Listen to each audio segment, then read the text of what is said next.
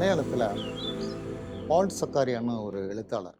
அவர் எழுதின கதை தான் யாருக்கு தெரியும்னு ஒரு கதை. இது ஒரு கிறிஸ்தவ மதம் சம்பந்தமான ஒரு கதை.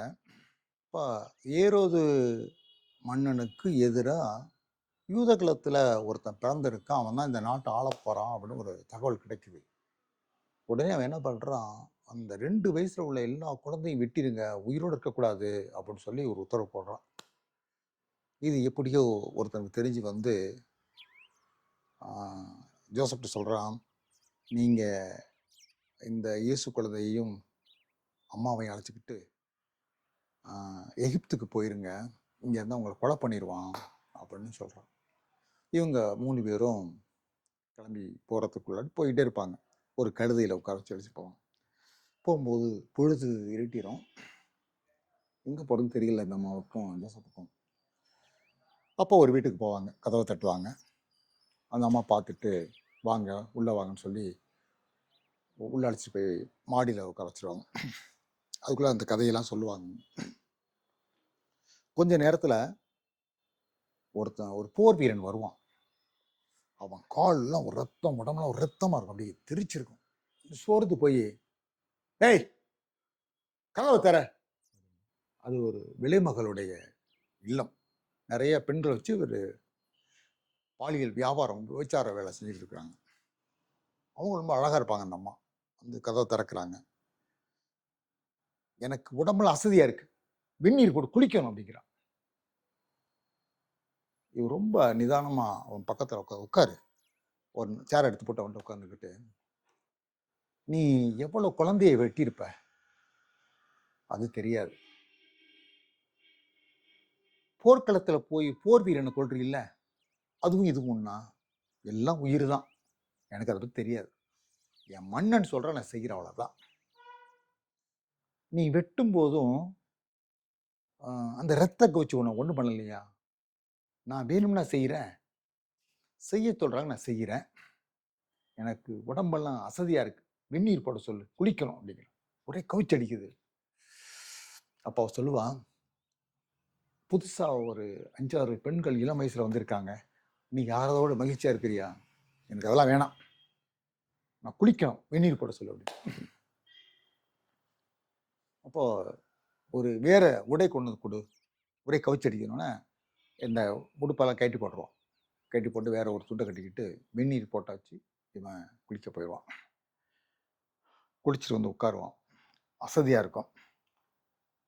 அப்போ இவன் உரையாடிக்கிட்டு இருப்பான். உரையாடும்போது மாடியில் ஒரு குழந்தை அழுகிற சத்தம் கேட்கும். இவன் பயந்து போயிடுவான். இயேசு இருக்கிறது தெரிஞ்சிருக்குமோ, இவன் கொலை பண்ணிடுவானோ? ஏன்னா அடைக்கலம் வந்தவங்க 2 பேர் 3 பேருமே அடைக்கலம் வந்தவங்கள உயிரோட தானே அனுப்பணும், எப்படி நம்ம அதை காட்டி கொடுக்குறோன்னு இவன் மனசு ரொம்ப பதட்டமாக இருக்கும். அப்போ இவ சொல்லுவா, இவளை சரிப்படுத்திக்கிட்டு, ஒன்றும் இல்லை, நான் ஒரு பூனை வளர்க்குறேன், அந்த பூனை குட்டி போட்டிருக்கு, அந்த குட்டி என்ன பண்ண தெரியுமா, குழந்த மாதிரியே கத்தும், அதான் கத்துது அவன் சொல்லுவான். இவன் ரொம்ப நிதானமாக இருப்பான். இந்த பாருமா, இயேசுவே அங்கே இருந்தாலும் நான் கொலை பண்ண மாட்டேன். ஏன் தெரியுமா, என் நேரம் முடிஞ்சிருச்சு, இனிமே நான் யாரையுமே வெட்ட மாட்டேன். வெட்டுவது என் சுய விருப்பத்தால் இல்லவே இல்லை, என் மன்னன் சொல்கிறேன், நான் செய்கிறேன், அவ்வளோதான். எனக்கு அதில் கொஞ்சம் கூட மாற்றுக்கிறதே இல்லை, நான் வெட்ட மாட்டேன் அப்படின்னு அசதியாக தூங்கிடுறேன். தூங்கின பிறகு இவ போய் என்ன பண்ணுறா, சூசையப்பர்கிட்டையும் மரியன்னைட்டையும் சொல்லி, நீங்கள் விடியகாலை பொழுதில் கிளம்பிடலாம் அப்படின்னு சொல்லி விடியகாலை பொருளை கிளம்புவான். நல்லா தூங்கிடுவான். அவன் உட்காந்து இருக்கும்போது என்ன பண்ணுவான், அந்த நெக்கத்தில் ரத்தமெல்லாம் படித்து காஞ்சி போயிருக்கு, அதெல்லாம் சுரண்டி இப்படி தேய்ச்சி எடுப்பான். இங்கெல்லாம் காலையில் எல்லாம் சுரண்டி எடுப்பான். அப்போ அவ்வளோ உயிரை வெட்டி சாய்ச்சிருக்கான். உயிரை 2 வயசு குழந்தையில வெட்டியிருக்கான். இந்த உயிரை கொள்வது சரியா தவறா, இல்லை பண்மையில் இலங்கையில் நடந்தது, ஈரால் நடக்கிறது எல்லாத்தையும் பார்க்கும்போது நம்ம எங்கே வாழ்கிறோன்னு ஒரு கேள்விக்கு நம்மள்ட்ட இருக்குது. மனித சமூகமாக இருக்கிறோமா இல்லையான்னு தெரியவே இல்லை.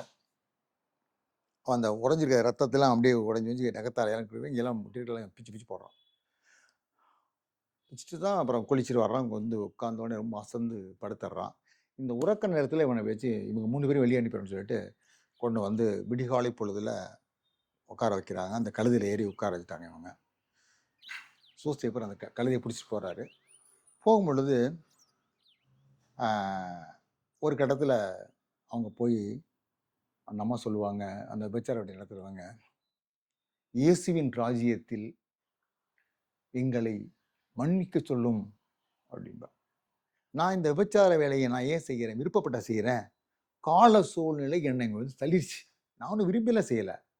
எப்படி இந்த போர் வீரன் பணத்துக்காகவும் தான் எடுத்துக்கொண்ட வேலையிலும் செய்கிறேனோ அதே மாதிரி தான் நானும். நான் விரும்பிலாம் செய்யலை, இந்த சூழலை தள்ளிடுச்சு அப்படின்னு சொல்லிட்டு, இயேசுவின் ராஜ்யத்தில் எம்மை மன்னித்து அருளை சொல்லும் அப்படின்பா. சொல்லிட்டு அந்த கழுதை 2 அடி போவோம், கொஞ்சம் நில்லுங்க, அப்படியே அந்த போர் வீரனையும் மன்னிக்க சொல்லும் இயேசுவின் ராஜ்யத்தில் அப்படின்னு சொல்லியிருந்தாங்க. அவ்வளோதான் கதை. இந்த போர் வீரனையும் மன்னிக்கணும், விபச்சார வேலையில் ஈடுபடுற தொழில் நடத்திக்கிற அந்த அம்மா சொல்றா என்னை மன்னிக்க சொல்லும். அப்ப என்ன, இயேசுவின் ராஜ்யம் வந்தாக்க எல்லாரும் சமமா இருப்பாங்க, வேறுபாடு இருக்காது, எல்லா உயிர்களும் அன்பா இருக்கணும். அதான் உயிர்களிடத்தில் அன்பு வேண்டும், எல்லா உயிரையும் நம்ம சேமிக்கணும், நேசிக்கணும்.